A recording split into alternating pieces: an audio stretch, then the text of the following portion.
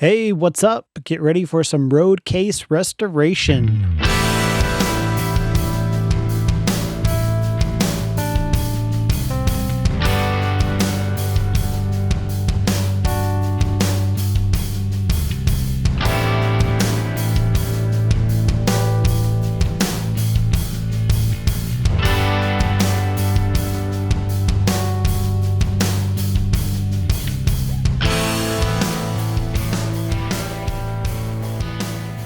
All right.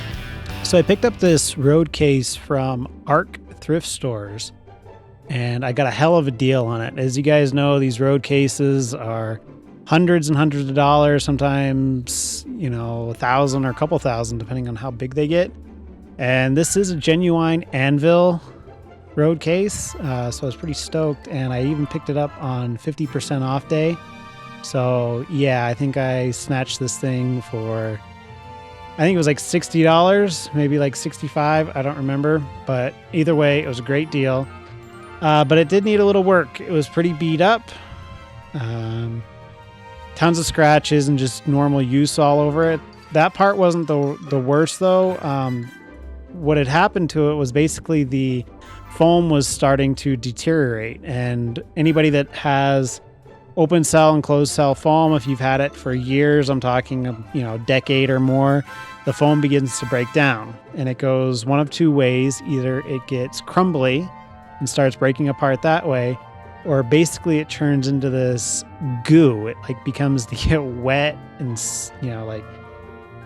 spongy, sticky, and just starting to disintegrate, and it's disgusting and gross, and it smells really bad. And that's what was happening to this one. This one was turning into goo. And so I ripped all the foam out and gave it a fresh coat of paint, put some wheels on it, and it's back to new. Here we go.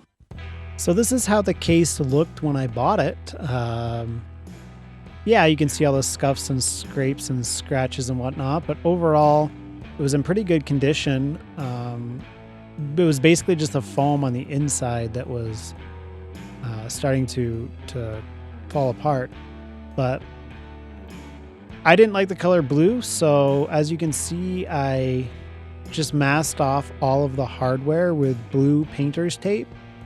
And this was the most tedious and time-consuming part of the project, was just taping off the whole case. But it's also the most important, and one I wish I even would have spent a little bit more time on. As you'll see later in the video, there's a couple spots around the edges on the corners that I didn't do very well. But it's okay. I can always go back and touch it up. But in truth, I'm probably the only one who sees it, and it doesn't bother me enough to to probably go through the hassle of fixing it. Yeah, so you just stretch out your tape, get a good seal along all of the edges and seams, push down, run your fingernail along it, get it all covered up, then make sure you get a really nice sharp new blade in your utility knife or your razor knife, and just work those edges. Go nice and slow and pay attention to the details, because you will regret it later if you don't. The tape just peels off.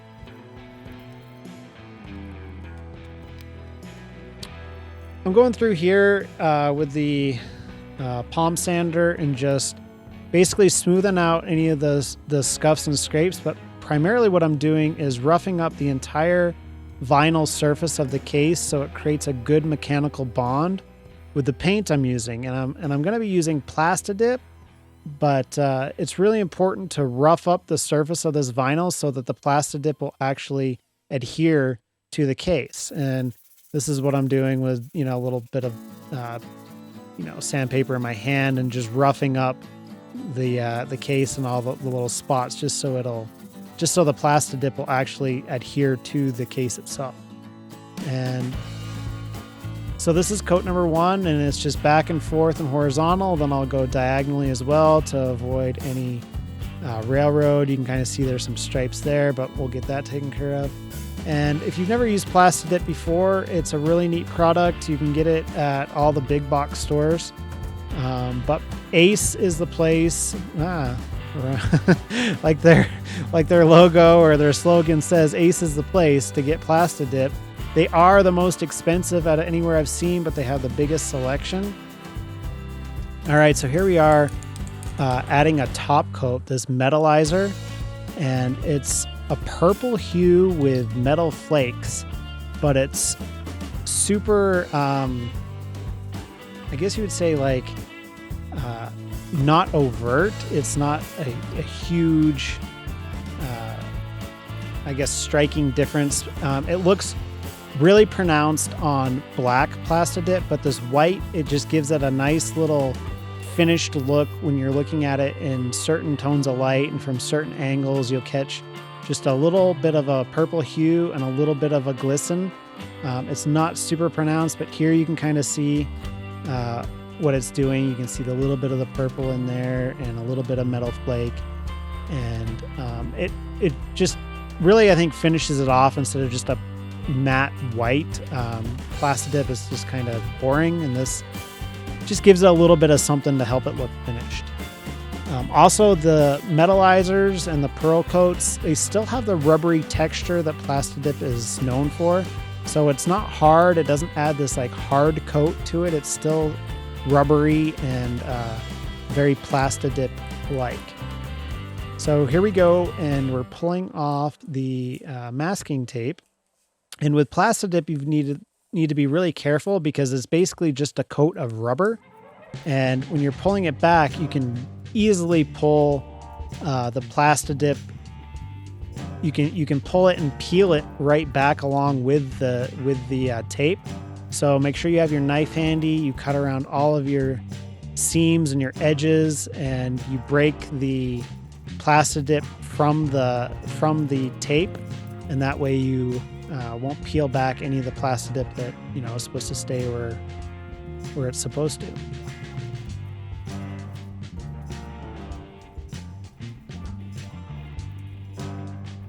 So here's the finished product.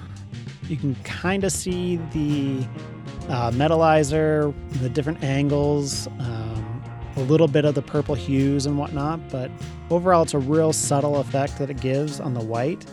This corner here is a spot where I screwed up, and it drives me nuts, but in the room with all the furniture and stuff, you don't really see it, you don't notice it. I'm probably the only one who does, but take your time around those corners and those edges when you're masking and doing your tape, because you'll pay for it in the end, like I did.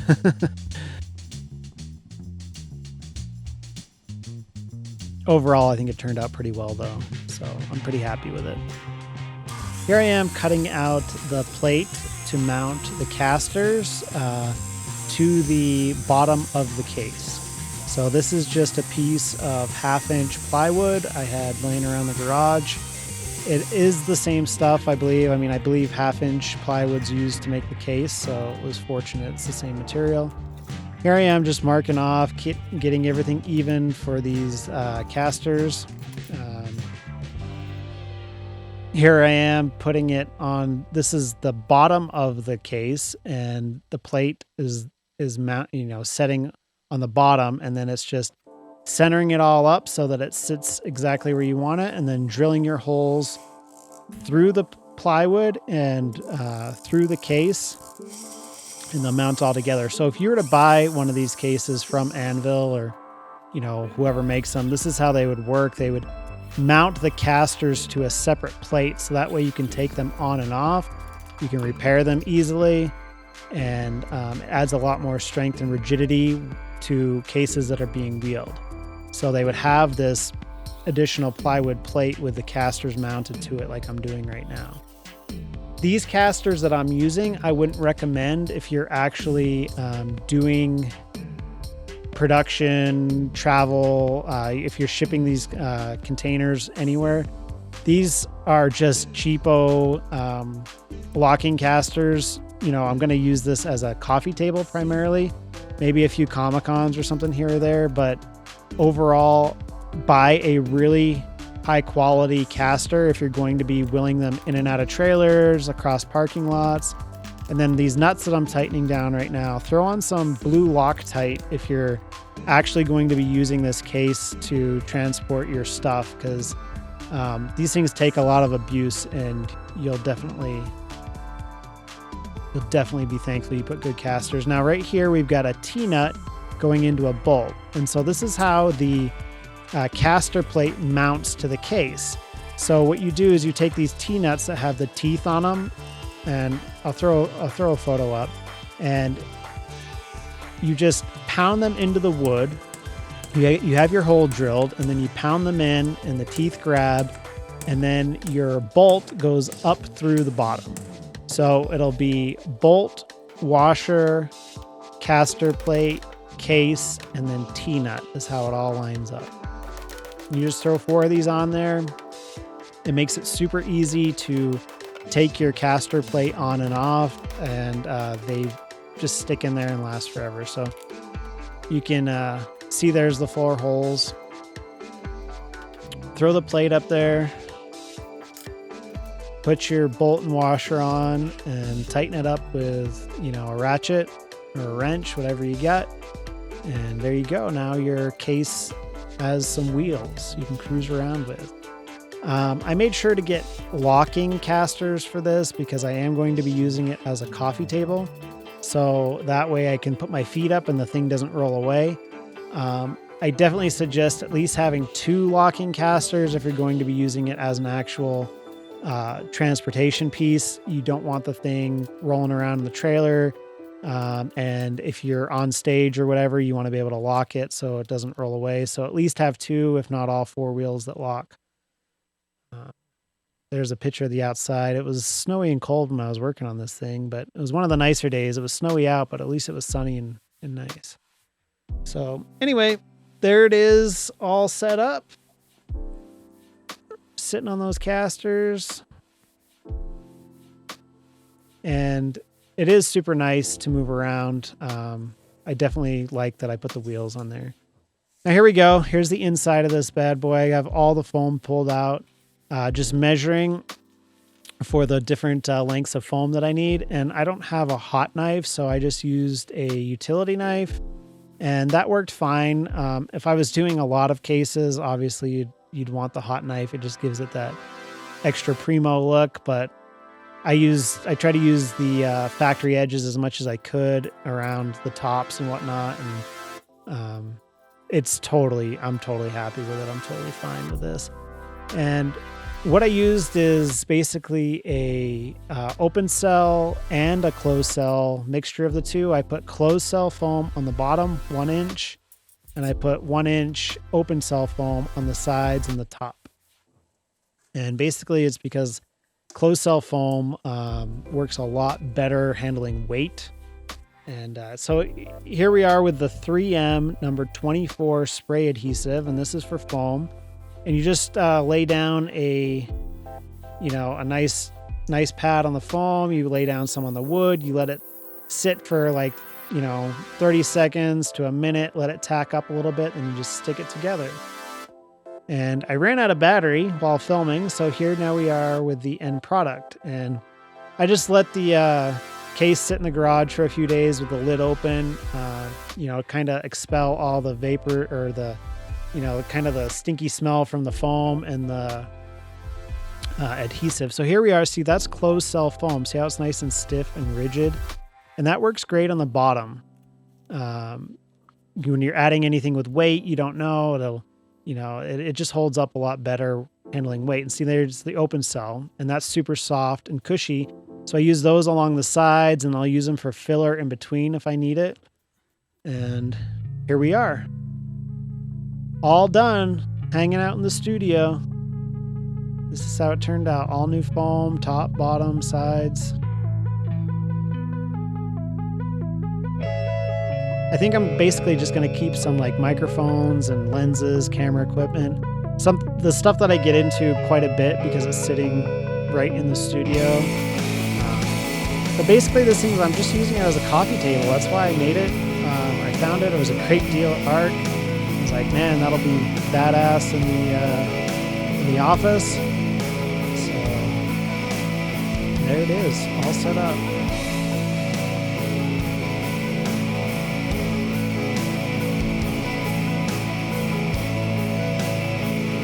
here we are coming to another look. You get to see my screwed up little paint spot. Drives me nuts.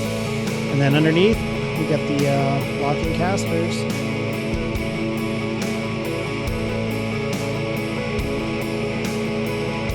But that's basically what I use it for. Kick my feet up. I think it turned out good. I'm happy with it. So yeah, let me know how your road case restoration project goes. I hope this gave you some ideas, maybe some thoughts on how to take care of something like this if you come across one. All of the relevant materials and tools, whatever, anything special that you need to do this, I'll include down in the description. And as far as easy goes, this job can't be easier. Anybody can do it. All you need is a drill to screw through the bottom if you want to put wheels on. And yeah, do it up.